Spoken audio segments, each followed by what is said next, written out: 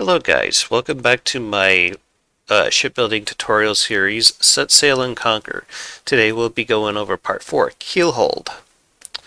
We will be talking about making an efficient bow for your ship. So right now you're probably asking yourself, why do I want to go over the bow in this part of the series? Well, the answer to that is, now that we know the size of the main guns, or the main turrets actually, we can establish the height and the width of the ship for the rest of the build. First, I want to talk about materials to make the hull from. Next, I will go over two efficient hull types and some tips on reducing drag.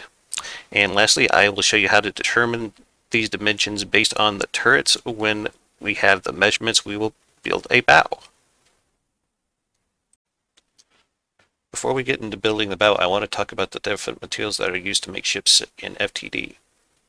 First, we're going to go over wood. I almost never use this stuff for anything that I expect to get into a fight. I'll use it to make cheap transports. I'll use it for ship bulkheads, ship spall liners. I'll go over that in a later video. And probably early game adventure mode is probably okay for it because you're just so limited with what you can do and that. Other than that, I completely avoid using this stuff because it's just too weak to take any serious damage unless you spam the hell out of it. Has great buoyancy and can reduce EMP damage. It's cheapest of all the structural materials and it costs 1 material per cubic meter. Now we're going to talk about stone. Better as far as hit points and armor class than wood, but heavy as metal with the same buoyancy properties. If you go with wood hull by chance, this stuff actually makes a really good keel. It reduces EMP damage like wood. Lots of people use this to shield parts of their ship that would otherwise be vulnerable to EMP, and is usually chosen over wood because of its better durability. It also makes for an excellent spall liner for tanks. Costs 2 materials per cubic meter. So let's talk about alloy here. My absolute favorite material in the game when it comes to ships and aircraft. It does well when combined with other materials to increase its durability despite it being slightly weaker than metal armor. Has no EMP resistance like metal but is extremely buoyant. Works very well with heavy armor as well to make a strong belt armor for the largest of capital ships such as battleships and battlecruisers and anything else you're not concerned with weight and cost. On the flip side, it's probably the material choice for light fast craft such as flyers. It costs as much as metal, which is 5 materials per cubic meter. Metal, quite possibly the most popular material to make hulls with. It's heavy compared to wood and alloy, but it's more durable than both of them. 2 to 3 layers of this can do very well early game. In composite armors, when used with alloy, it works very well to add some extra strength to the alloy. It has no EMP resistance, and EMP will just simply pass right through it. It's more expensive than wood and stone and costs 5 materials per cubic meter. And lastly, let's talk about heavy armor. It is most commonly used to armor up vital components such as AI and ammunition. It does well when you need lots of durability in a very small space because it has the highest armor class in hit points. With EMP, it has unique properties of being able to channel it, which can be useful for routing EMP damage to places where it will be absorbed or cause the least amount of damage. And that topic I'll talk about in a later video. It is also my material choice for tanks and things that need a lot of durability but not concerned with weight or cost. It should be noted that this is the most expensive material on the list. It costs 20 materials per cubic meter. Sorry, 25 materials per cubic meter. So I have a platform here with some examples of hulls to try. This one over here, it has a bit of what I'd like to call a graduated curve. Notice how it kind of gets bigger and bigger and bigger as you go out. This makes a very efficient and very aesthetically pleasing hull form. And this one over here is maximizing the overall efficiency that you can get out of the bow of a ship and still have it somewhat aesthetically pleasing. You want to go with the shallowest slopes that you can get, and right now 4-meter slopes is the way to go. So yeah, I haven't really decided off the top of my head which one of these that I want to do, but I wanted to show you guys how they perform. So, with that said, we'll have a go at this one first. I'm just going to put Rambot in here. I'm mainly going to just, as far as stats go, these are relatively the same. The cost is off by like maybe about 500 some materials, so it's so negligible, I don't think it's going to matter. Anyway, I'm going to do a test here to try to show you guys which one goes fastest. And they have the exact same setup, the props in the exact same position. They have the exact same engine. So yeah, not a whole lot of difference. I know the fuel tanks, but well, no, the fuel tanks are exactly the same too. Okay, never mind. The PIDs aren't really doing anything. I thought I might need them for this part, but I didn't. Anyway, this one right here, this is the one with the graduated slopes. So let's go ahead and see what the efficiency of this hull is like. Also, a way that you can kind of tell it without having to put it down in the water and see how fast it goes is you can do this. You hit Shift P like twice, and you'll see that the color of the blocks has changed. Now, I think this only works for structural blocks, but you can see the front of this is kind of an orange color, like a real dirty, maybe yellow orangish kind of color. And then we get to the 3 meter and 4 meter slopes, it gradually turns more and more green. And the flat surfaces there are completely red. The closer to green that the slope is, the less drag that it's going to produce. So that's why being able to see this view is very, very important, because it can help you find trouble areas where you can try to potentially reduce a lot of your drag. Drag is basically a force that works against you in the game. Think of it as, let me see if I can come up with a good analogy. Think of it as trying to drive a nail into a piece of wood, but you have one with a blunt end and you have one with a sharp end. Now, if any of you have used hammers all that much, like I have, you'll know that the one with a blunt hand, or the blunt head, is going to have a lot harder time being driven in versus the pointed one. That's essentially a very close analogy to how drag works. It's just to try to use shallower angles to be able to cut through things or push through things much more efficiently. So anyway, without further ado, let's go ahead and drop this guy into the water. I think this was hull example 2. Oh, I'm looking at the wrong thing. I need it. Yeah. And down we go into the water. All right. Now, there are no air pumps. Doesn't really need it because this is an alloy hull and it should be able to keep its buoyancy pretty well on its own. It does have some lead here in the bottom just to simulate there being systems in the ship that are weighing it down. Anyway, let's start up the engines and see how she goes. And she is doing about 20 meters a second, which is honestly pretty decent for something about this size. I mean, I could always go back and add more props and squeeze more speed out of it, but this is honestly pretty good if you're doing something like Quest for an Eater. It'd probably be good up until probably about the mid-game. Again, that's kind of why I thought I might need a PID, because it kind of bobs up and down there at the beginning. Now then, we kind of see how it just cuts through the water with not a whole lot of effort. And it's using just looks to be about 900 some odd engine power, or no, probably more like 800 some odd engine power to do this. So very, very efficient. The less drag that your bow will generate, generally it will also make your hull much, much more efficient, easier to push through the water. So now that we've tested that guy, let's go ahead and reel it back in. And we'll turn off the engine for it. So now we're going to try this guy right here. Again, pretty much the exact same setup. And let's drop her down into the water.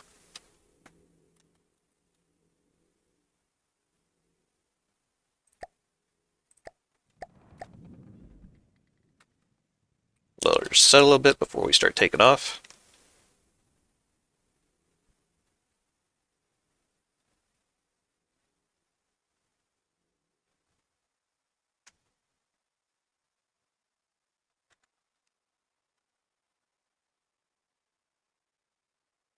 Oh, I had this set to the wrong type of... There we go. Now, as you can see, this thing shot right up to 21, 22 meters a second really easily. And if we do our little Shift P trick here on the front, we can see why. Whole lot of green on the front.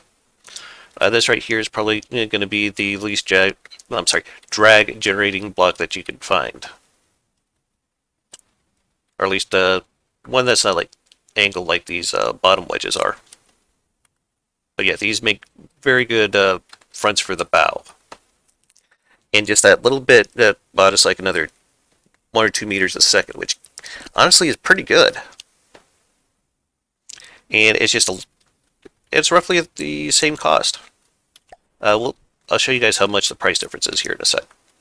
Oops, overshot. Okay.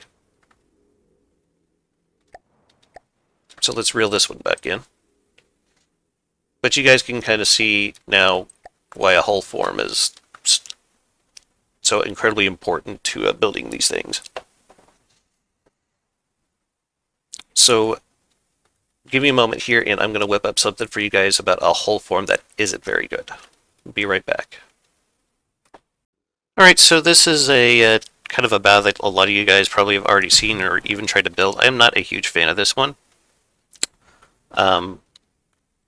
First off, I get that this would probably be a very efficient hull too, but if you have a look at it here, I tried to get it to balance a bit with some lead here, but yeah, she's still very bow heavy, and that's a problem that you have a lot with these because they can't hold near as much air in the front as some of these, and it's also easier to balance with a flat bottom than it is with an angled one like we have here. It's going to keep pitching forward like this, and if it keeps pitching and rolling more than it should, then it's not a very efficient hull because that means your ship's going to have to do a bit more work to try to compensate for that by using either PIDs or other means.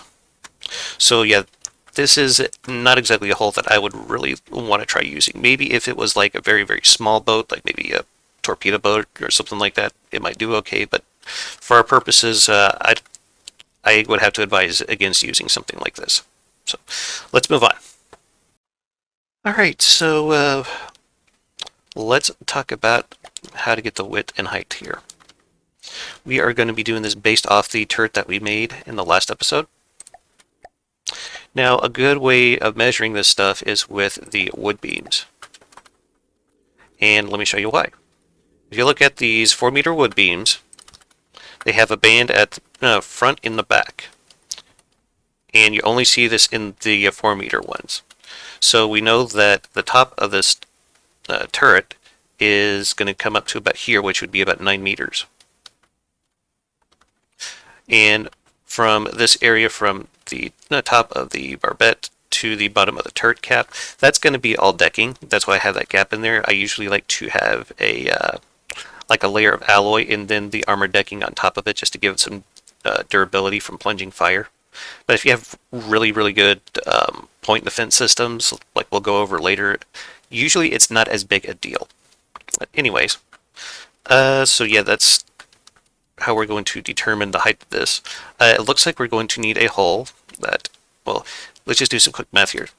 So we got 3 of these together. They're all 4 meters each. So we take 3 times 4 and we get 12. Now we notice that this is just 1 meter taller than what the bottom of the turret cap is going to be. That's completely fine. So we subtract 1 from 12 and we get 11, and that's how we're going to find out how deep our hull is going to need to be to accommodate these turrets. Okay, so now let's talk about how we're going to determine the width. As you can see here, I kind of have a mock-up of what I'd like the armor for this ship to be. And if you recall from the last video, we went with an 11 by 11, so just so I can show you guys that it's still the correct size, and it is. So very, very good. So now that we know it's 11 by 11, and we're going to add an extra for the turret well for the turret itself to actually sit in. I'll go over that in another part of the series here later on, and we'll go over my choice for the armor here later on in the series as well. But yeah, so we will be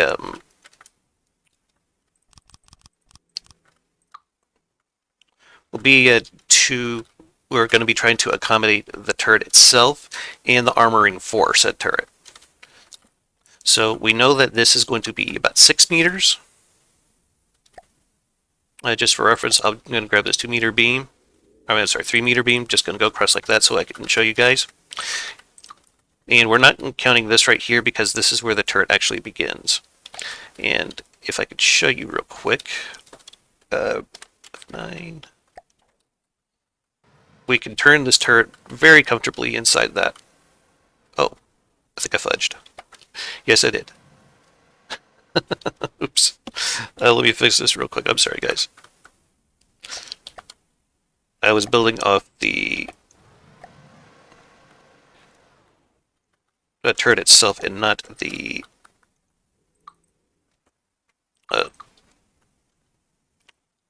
main object, which would have been the platform itself. So yeah, let me do this again so I can demonstrate for you guys here real quick.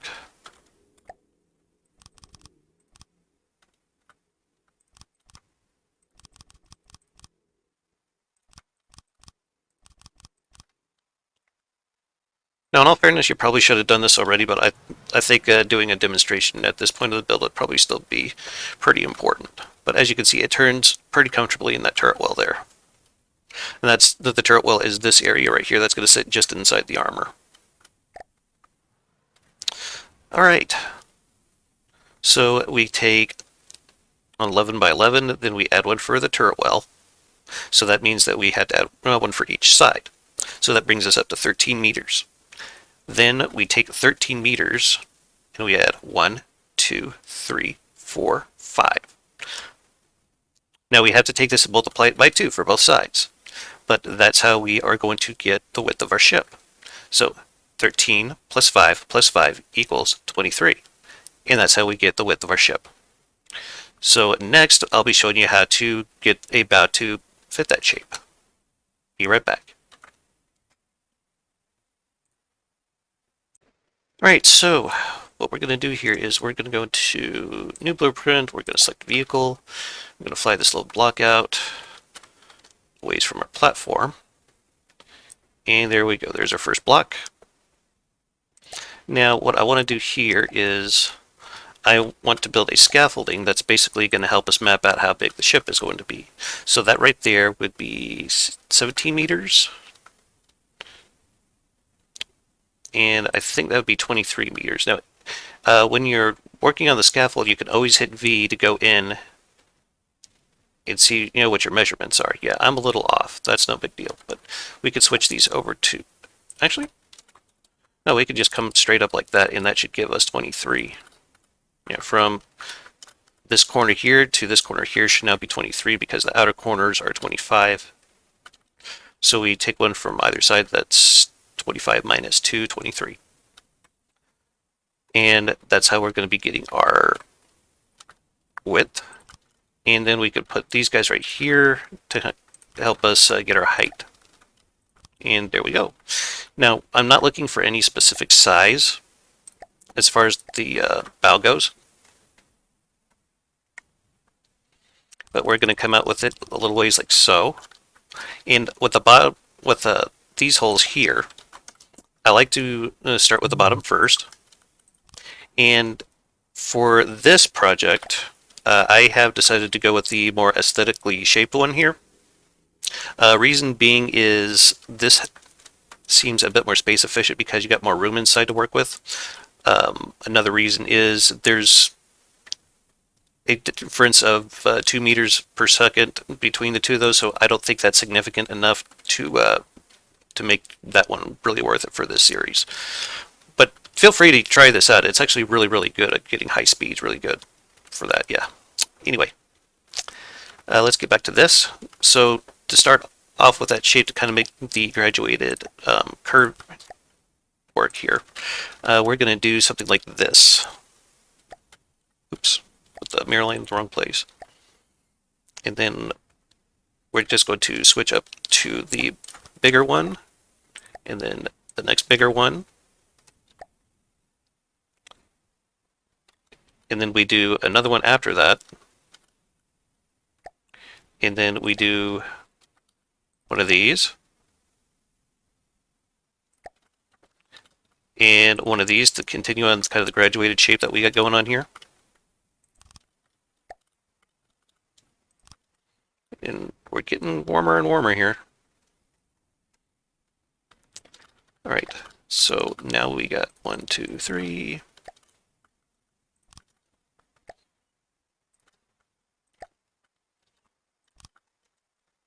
And now we're just going to go with it till we get to the same width.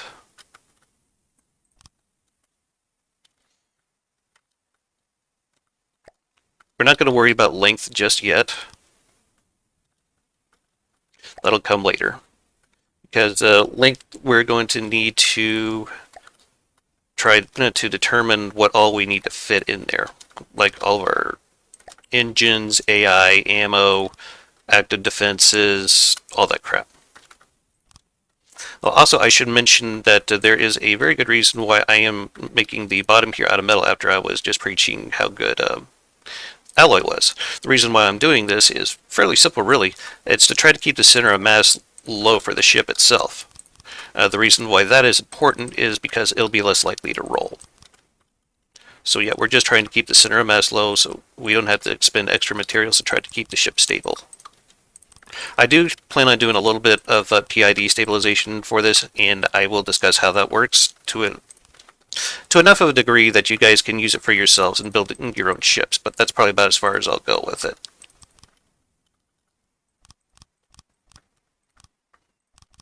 In many ways, I would argue active stabilization is superior to passive stabilization, but I'll go over that later. Okay. Also, I typically go with a double bottom hull, but we'll install the second bottom once we have an idea of if and where we want to place our thrusters for doing some PID stabilization.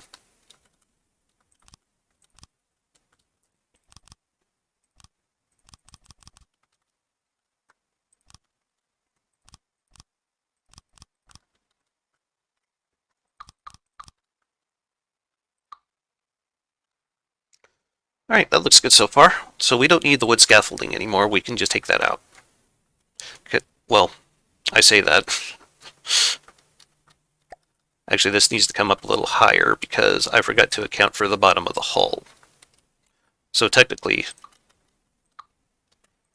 it should come out to be about right here.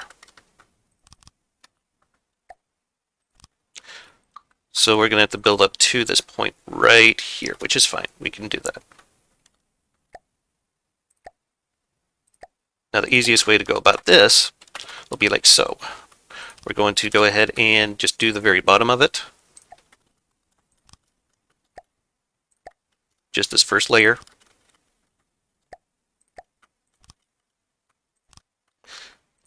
And we're going to go ahead and just place all of our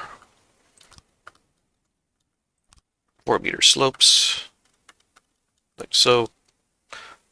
So when you're building hulls, be sure you use the biggest blocks possible, because the bigger blocks will always have more health. So that's why I'm placing these standing upright like that. Okay, that's good.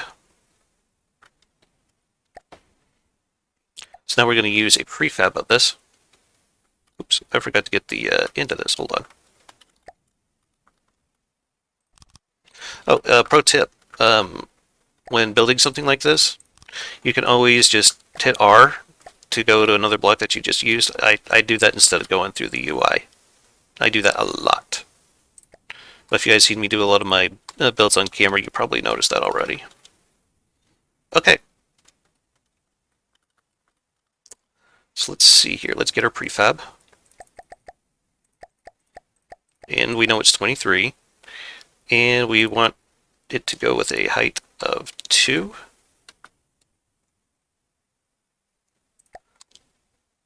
Right? And let's get the length. It's okay if you make it just a little bit longer.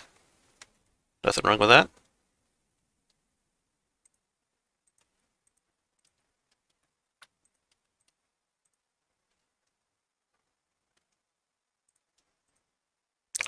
And that should be the height that we need. Now this is probably a little taller than I'd prefer, but that's okay, we can fix that.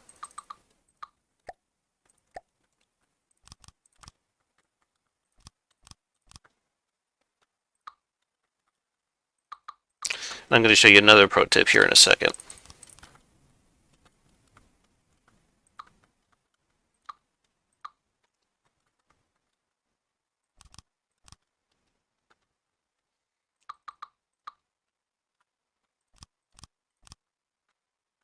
Because as you guys may have already noticed, I went and used the wrong material on the outer part of the hull when I said I wanted to use alloy. Well, there's an easy way to fix that. We go in here, and we go to Armor Refit, and we have this go from metal to alloy, and we refit. And now it's instantly back to being alloy. Of course, I'll have to go back in and fix the bottom of this, change it all back to metal beams, but yeah. But that's just a nice little trick that you guys can do to fix similar mistakes.